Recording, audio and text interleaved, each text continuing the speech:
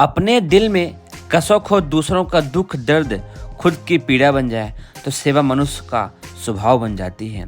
वंदनीय माता जी का यह कथन स्वयं उनके अपने स्वभाव का बोध कराता है। जब जहाँ रहीं वहाँ के अड़ोसी पड़ोसी हो अथवा घर में काम करने वाले नौकर मजदूर रिश्तेदार कुटुंबी हो या मिशन में काम करने वाले कार्यकर्ताओं का समूह, इन सभी की तकलीफों में बराबर ही हिस्सेदारी रही। उनकी सेवा संवेदना न कभी जात पात के बंधनों में बंधी और न गरीबी अमीरी के खाई खंडकों में फंसी। बात उनके घिया मंडी मथुरा में निवास के दिनों की है। वहीं वैरागपुर में एक विधवा स्त्री टूटी फूटी कोठरी में अपने छोटे बच्चों के साथ रहा करती थी। उसका कोई सहारा न था। जिस किसी तरह गरीबी में दिन काट रहे थे। उसकी उम्र तो 20-22 वर्ष रही होगी, पर गरीबी की मार ने उसे असमय बूढ़ा कर दिया था। बाजार में सामान खरीदते समय एक दिन माताजी की नज़र उस पर पड़ गई। क्या कुछ नहीं था इस नज़र में। हृदय की अबूझ भाषा आंखों से बह निकली थी। एक ऐसी भाषा जिसे उन्होंने कहा और गुलाब देवी नाम की उस महिला ने सुना और समझा। वे उसको अपने घर ले आईं।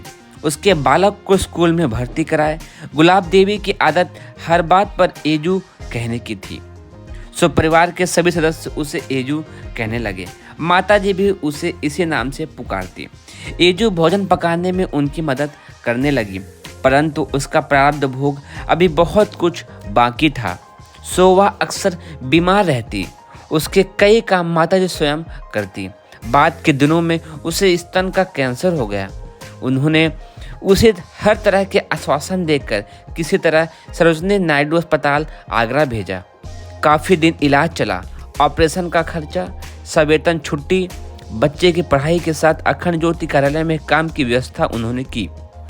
इतना करके ही वे संतुष्ट नहीं हुई।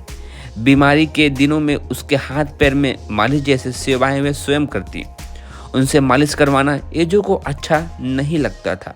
रोकने का भरसक प्रयास करके जब वह असफल होती तो रो पड़ती। उसकी आंखों से आंसू पोंछते हुए वह समझाती, तू रोती क्यों है? यह सब मैं तेरे लिए थोड़ी ही कर दूँ हूँ, फिर किसके लिए? गुलाब देवी की आंखों में आश्चर्य सघन हो उठता। अपने लिए। उनके मुख से निकले ये शब्द आश्चर्य का अद्भुत समाधान थे। हाँ, अपने लिए। तू बीमार पड़ी है, यह देखकर मुझसे रहा नहीं जाता। जी तड़प उठता है, मन बेचैन रहता है। क्या करूं? और कुछ तो कर नहीं पाती। मालिश कर देती हूँ, तुझे खाना बना कर देती हूँ तो मन को तसल्ली मिल जाती है।